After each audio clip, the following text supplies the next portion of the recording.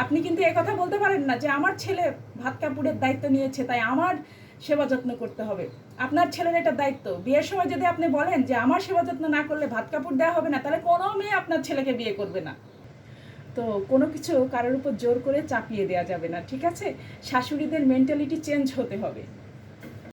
যেসব শাশুড়িরা মনে করেন যে আপনার সেবা যত্ন করা আপনার ছেলের বউয়ের জন্য ফরজ কাজ, নো, নেভার, নাথিং।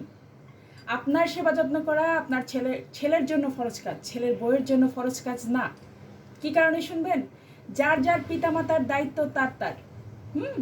ছেলের বউয়ের উপরে জোর করে চাপিয়ে দেওয়া যাবে না যে আমার সেবা যত্ন তোমাকে করতেই হবে। আবার এই কথাটাও বলা যাবে না আমার ছেলে তোমাকে ভাত কাপড় দেয় তাহলে আমার সেবা তো তোমাকে করতেই হবে। আপনার ছেলে বিয়ে করেছে মানেই তার দায়িত্ব নিয়ে নিয়েছে। আসসালামু আলাইকুম, শুভ সকাল। সবাই কেমন আছেন? আশা করছি সবাই ভালো আছেন। রুটি বানাচ্ছি সকালের নাস্তা, আর সাথে করব ডিম ভাজি, আর সাথে আম আছে, কাঁঠাল আছে, ব্যাস যথেষ্ট।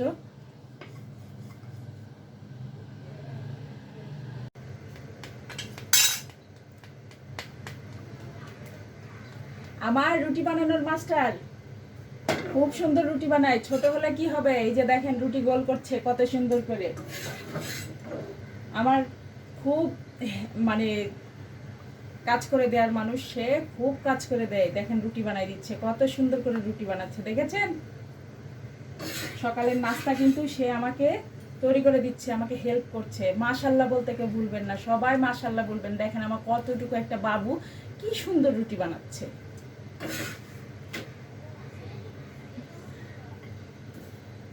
এই রুটিটা কে খাবে আব্বা? তুমি। ও রুটি ও প্রতিবার রুটি বানানোর সময় ও একটা রুটি বানাই, মানে ওই রুটিটা ও খায়, ও নিজেই খায়। দেখেন আপনাদেরকে দেখাই, ও কত সুন্দর একটা গোল দেখাই দেখাই বানানোর পরে কত সুন্দর একটা গোল রুটি বানাইছো, দেখাবো না? কি সুন্দর একটা গোল রুটি বানাইছে সে। একটু আটা নাও মা, আটা নাও, আটা না নিলে লেগে যাবে, একটুখানি আটা নাও। কত সুন্দর একটা গোল রুটি সে বানাইছে, মাশাআল্লাহ। সে সবসময় এরকম করে আমার সাথে রুটি বানাই। সকালের নাস্তার সময় সে এরকম করে আমার সাথে একটা রুটি বানাবেই। তো ভালো, এভাবে সে রুটি বানানো শিখে যাচ্ছে। এটা কিন্তু তার কাছে খেলা, বাট সে কিন্তু সুন্দর রুটি বেলছে, মাশাআল্লাহ মাশাআল্লাহ। আমি আর আমার বেবি মিলে ফুলকো ফুলকো রুটি বানাচ্ছি সকালে। আমার বেবি আর আমি। একজন মহিলার একটা মাত্র মেয়ে, ঠিক আছে, একটা মাত্র মেয়ে। তো গল্পে গল্পে কথা হচ্ছিল, তো আমি বলছি আপনার একটা মেয়ে, বিয়ে দিলে তো আপনার অনেক খারাপ লাগবে, যেহেতু একটাই বাচ্চা। তো পাশে একজন মহিলা বসেছিল যার 3টা ছেলে। সে বলছে খারাপ তো লাগবেই, মেয়ে তো শ্বশুর বাড়িতে চলে যাবে। আমি বলছি কেন, ছেলেও তো শ্বশুর বাড়িতে চলে আসতে পারে।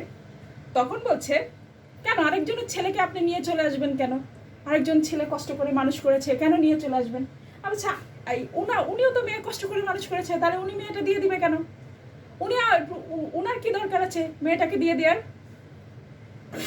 মানে ছেলের মারা শুধু নিজেরটাই বুঝে, বাইরের মানে অন্য মানুষের কষ্টটা বুঝে না। কিন্তু বর্তমানে তো যুগ জামানা চেঞ্জ হয়ে গেছে, এখন ছেলে মেয়ে কোনো ভেদাভেদ নাই। ছেলেও জব করে, মেয়েও জব করে, ছেলেও ইনকাম করে, মেয়েও ইনকাম করে। তো কোনো কিছু কারোর উপর জোর করে চাপিয়ে দেওয়া যাবে না, ঠিক আছে? শাশুড়িদের মেন্টালিটি চেঞ্জ হতে হবে। যেসব শাশুড়িরা মনে করেন যে আপনার সেবা যত্ন করা আপনার ছেলের বউয়ের জন্য ফরজ কাজ, নো, নেভার, নাথিং। আপনার সেবা যত্ন করা আপনার ছেলের জন্য ফরজ কাজ, ছেলের বউয়ের জন্য ফরজ কাজ না। কি কারণে শুনবেন? যার যার পিতামাতার দায়িত্ব তার তার। ছেলের বউয়ের উপরে জোর করে চাপিয়ে দেওয়া যাবে না যে আমার সেবা যত্ন তোমাকে করতেই হবে। আবার এই কথাটাও বলা যাবে না আমার ছেলে তোমাকে ভাত কাপড় দেয় তাহলে আমার সেবা তো তোমাকে করতেই হবে। আপনার ছেলে বিয়ে করেছে মানেই তার দায়িত্ব নিয়ে নিয়েছে। বিয়ে করেছে মানেই তার দায়িত্ব নিয়ে নিয়েছে। আপনার সেবা করতে হবে, সেবা করে তাকে ভাত কাপড় দিতে হবে, এরকম কোনো আইন ইসলামে নেই। বুঝতে পেরেছেন? যেসব শাশুড়িরা এটা মনে করেন তারা অবশ্যই এগুলা বুঝবেন ইসলামে কি বলে। আপনার সেবা যত্ন করা আপনার ছেলের বউয়ের দায়িত্ব কর্তব্য নয়, তার নিজের মা বাবার দায়িত্ব মানে সেবা যত্ন করা তার দায়িত্ব কর্তব্য, আপনার সেবা যত্ন করা না। এখন আপনি যদি সেবা যত্ন পেয়ে থাকেন ছেলের বউয়ের কাছ থেকে, তাহলে মনে করবেন আপনার কপালটা হীরা দিয়ে বাদাই করা। বুঝতে পেরেছেন? আপনি কিন্তু কথা বলতে পারেন না যে আমার ছেলে ভাত কাপড়ের দায়িত্ব নিয়েছে তাই আমার সেবা যত্ন করতে হবে। আপনার ছেলের এটা দায়িত্ব। বিয়ের সময় যদি আপনি বলেন যে আমার সেবা যত্ন না করলে ভাত কাপড় দেওয়া হবে না, তাহলে কোনো মেয়ে আপনার ছেলেকে বিয়ে করবে না।